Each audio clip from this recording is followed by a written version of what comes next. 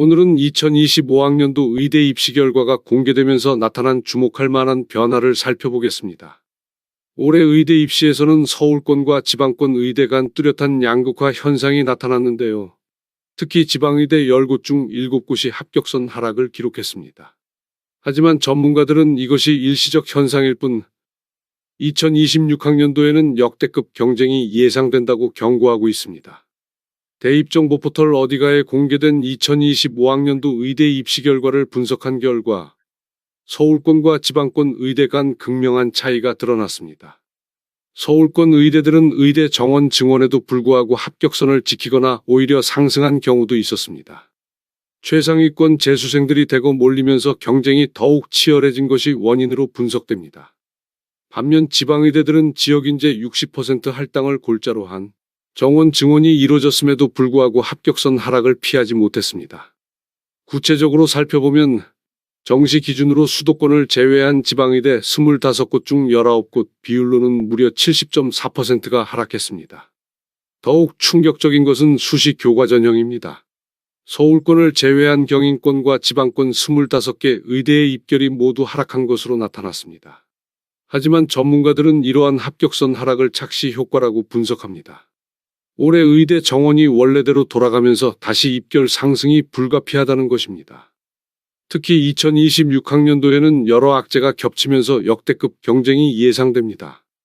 첫째, 의대 정원은 줄어들지만 지역인재 60% 할당은 유지되면서 일반 전형 중심으로 인원 축소가 예상됩니다.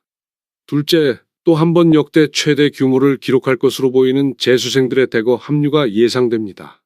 셋째, 황금돼지띠 고3 학생들까지 수험생 증가가 맞물리고 있습니다. 실제로 지난 27일 공개된 2026년 6월 모의평가 졸업생 응시 현황을 보면 무려 8만 9천여 명이 응시에 9만 명에 육박했습니다. 고3까지 포함한 전체 지원자는 50만 3천여 명으로 최근 5년 중 최고치를 기록했습니다.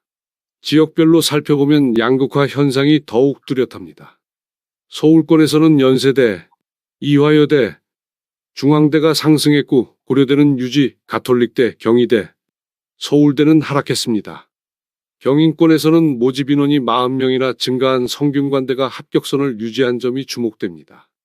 면접 부담이 적어 최상위권 수험생들이 몰린 결과로 분석됩니다. 지방의대는 27개교 중 19개교가 하락했으며 상승한 곳은 건국대, 글로컬 캠퍼스, 건양대, 경상국립대 등 9개교에 불과했습니다.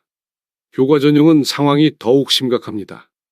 의대 교과 전형을 운영한 29개교 중 서울권의 고려대와 연세대만 유일하게 상승했고 그 외 모든 의대의 합격선이 하락했습니다.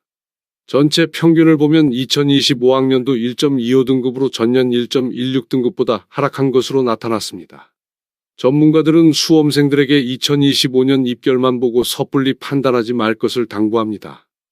2026학년도 의대 정원이 원래대로 돌아가는 만큼 증원 전인 2023년, 2024년 입시 결과까지 종합적으로 분석할 필요가 있다는 것입니다.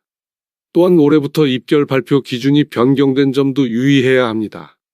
기존의 평균 100분위 대신 국어, 수학, 탐구 영역별 100분위 70% 컷을 별도로 공개하기 시작했지만 여전히 대학별 가중치가 다른 상황에서 단순 비교는 의미가 없다는 한계가 있습니다.